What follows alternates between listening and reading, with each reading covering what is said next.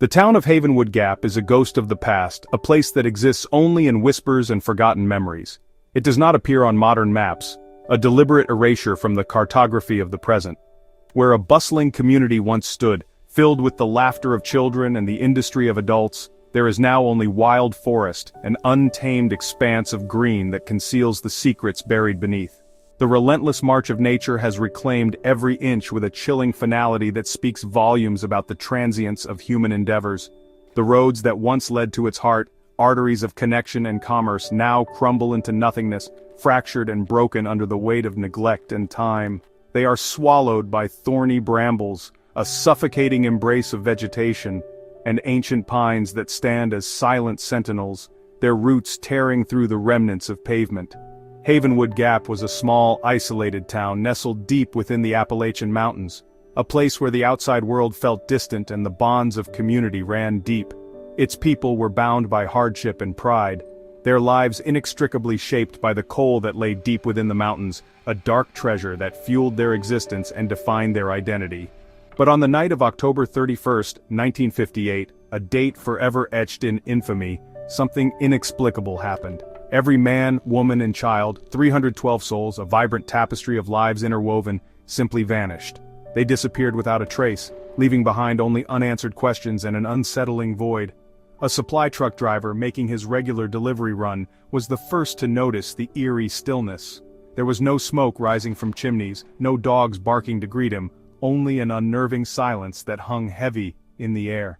When state troopers arrived, summoned by the driver's frantic call, they found homes with dinner still warm on the table, untouched plates and forgotten conversations. School blackboards were half erased, lessons interrupted mid-sentence, and cars were parked neatly in driveways, as if their owners intended to return any moment. Yet there was no sign of life, no indication of where the inhabitants had gone. There was no sign of struggle, no evidence of evacuation, and no logical explanation for the town's sudden abandonment. The power plant still hummed with a ghostly energy, providing power to empty homes, and the radio station broadcast only static, a haunting symphony of nothingness. Personal belongings were left untouched, scattered as if their owners would return any minute, frozen in time. It was as if the entire town, with all its inhabitants and their worldly possessions, had been plucked away from reality. It was taken in a single, silent moment, leaving behind only an echo of what once was. The world called it the silent rapture of Havenwood Gap, a mystery that continues to baffle and intrigue to this day. My name is Elias Vance. By trade, I am an archivist and historian, spending my days surrounded by the echoes of bygone eras. But for 15 years, Havenwood Gap has been more than just a subject of study. It has consumed me, becoming my all-encompassing obsession. It's a mystery that has burrowed deep under my skin. It began with what seemed like a simple clerical error, a misfiled box tucked away in the labyrinthine depths of the state archives. The box was labeled simply, HG Incident, Unresolved. The starkness of that single word, unresolved, was a hook that snagged my curiosity. Inside I found not just dry, official reports and bureaucratic memos, but also deeply personal effects, faded photographs capturing moments frozen in time, handwritten diaries filled with secrets and anxieties, and a collection of old audio tapes, tangible artifacts, remnants of a vanished town and the lives that once thrived there.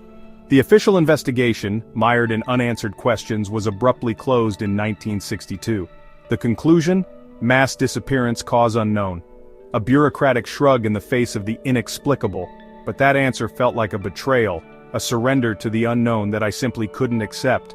My mission, my self-imposed task, is to meticulously reconstruct the truth, piece by agonizing piece, to exhume the stories buried beneath the silence, to give voice to the lost souls of Havenwood Gap. The deeper I delved into the mystery, the more the town itself began to feel like a living, breathing character, beautiful in its remote setting yet undeniably menacing, profoundly isolated from the outside world, and steeped in the traditions of old superstitions and folklore. Was Havenwood Gap destroyed by some cataclysmic outside force, a natural disaster perhaps?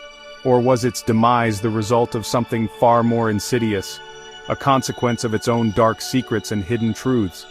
I've painstakingly tracked down surviving relatives, scoured countless libraries and archives for any mention of the town, but the most reliable guides, the ones who truly understand what happened, are the ghosts that linger within that misfiled box. Their faded family photos, their intimate handwritten diary entries, and their haunting personal recordings. Each artifact, each fragment of the past, is a whisper, a clue, a breadcrumb leading me closer to the truth, relentlessly leading me back to the precipice of that final, fateful night, the night Havenwood Gap vanished from the map. The town's ultimate fate, the reason for its disappearance, is hidden somewhere within the deafening silence it left behind. And over these many years, I have learned to listen very, very carefully to those whispers, to discern the truth from the echoes of the past. The first clues offered an intimate glimpse into the town's final weeks. Samuel Blackwood's photographs showed life's rhythms. Children playing, miners smiling, families picnicking. But as October neared, smiles faded and shadows deepened.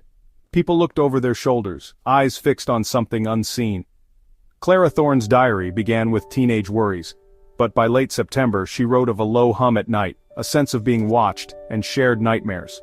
The hum, she wrote, feels like a big cat purring in the dark. The radio station's tapes, run by Arthur Pike, included strange recordings, metallic clicking, distorted voices, and a faint, unidentifiable melody. These fragments painted a portrait of a town succumbing to dread. The evidence pointed to a shared, escalating anxiety. Whatever happened on Halloween was not sudden. It was the climax of weeks of mounting fear. Havenwood Gap was a fuse burning toward detonation. The Blackwood mine emerged as the town's dark heart, closed for a decade but never truly empty in local legend. Old-timers spoke of the whispering mine where voices echoed from its depths. Clara's diary traced the hum to the mine, and the town's folklore warned of the watcher on the ridge, a tall, silent figure seen more often as the end approached. Blackwood's final photo showed a thin silhouette on the ridge. In early October, the town council voted by a single vote to reopen the mine, breaking a long-held taboo.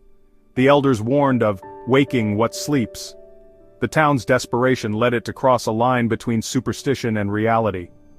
What they awakened remains the heart of the mystery. The final week of October 1958 saw Havenwood Gap unravel. Phone records show a spike in panicked calls. People spoke of houses feeling wrong, shadows moving, familiar faces turning strange. Clara's diary became fragmented. The hum is loud now. It's in my teeth. No one is sleeping. The watcher is closer. He's waiting for us. The radio told them to. Blackwood's last photos were stark. The church doors open at night, a swing set swaying, a crowd staring skyward in unison. The school closed because the children will not speak. The general store ran out of salt, an old ward against evil. The doctor treated insomnia, nosebleeds, and hallucinations. The town's social fabric tore apart under invisible siege. Havenwood Gap was gripped by a shared psychosis. The community teetered on the brink of collapse. All signs pointed to a final, terrible event. The stage was set for the silent rapture. On Halloween night, 1958, an unsettling stillness descended upon Havenwood Gap. The usual festive sounds were absent, replaced by an eerie quiet that seemed to press down on the town like a heavy blanket. No cheerful costumes paraded down the streets, no grinning jack-o'-lanterns flickered on porches, casting playful shadows. The houses stood dark and silent, devoid of the warm, inviting glow that typically marked this night of revelry. Only a heavy, expectant hush filled the air, a palpable sense of anticipation hanging over Havenwood Gap, as if the town itself was holding its breath, waiting for something unknown to occur. The fog snaked through the empty streets, adding to the unsettling atmosphere. Every radio in every home in every corner of Havenwood Gap was meticulously tuned to WHVN, the local station, the only sound cutting through the silence. Arthur Pike's final broadcast, transmitted from that very station, is the key, the Rosetta Stone, to unlocking the mystery of what happened that night. It's the only tangible piece we have left. For a full hour, Pike spoke calmly, his voice resonating with an unusual tranquility, recounting the town's history, its origins, its secrets. He spoke of the ancient pact with the mountain that loomed over Havenwood Gap, a deal struck long ago, the terms of which were shrouded in whispers and folklore. And he spoke of the Watcher, not as a terrifying legend whispered around campfires, but as a benevolent shepherd, a guardian, a guide. He told the captivated listeners, each family huddled around their radios, that they were specially chosen, selected for a purpose beyond their understanding. He described them as a seed, carefully selected to be planted in richer soil, promising a bountiful harvest and an end to the pervasive fear that had gripped their lives. As the broadcast continued, Pike's voice, though still calm, grew increasingly fervent, charged with an almost palpable energy. A subtle hum began to creep into the broadcast, almost imperceptible at first, but quickly becoming audible, swelling to a deep, throbbing drone that vibrated through the speakers. He then began to chant, his voice taking on a rhythmic quality, reciting the names of every family in Havenwood Gap, instructing them with unwavering conviction. Leave the lights on in your homes. Leave the doors unlocked, open wide. The shepherd is here, and he is calling us home. We are not vanishing into thin air. We are not disappearing. We are ascending to something greater. The final moments of the broadcast are a chaotic jumble of sounds and fragmented words. Footsteps, synchronized and deliberate, echoing in the sudden silence as doors creaked open across the town. A collective movement, a silent procession, toward the looming mountain, toward the unknown that awaited them in the swirling mist.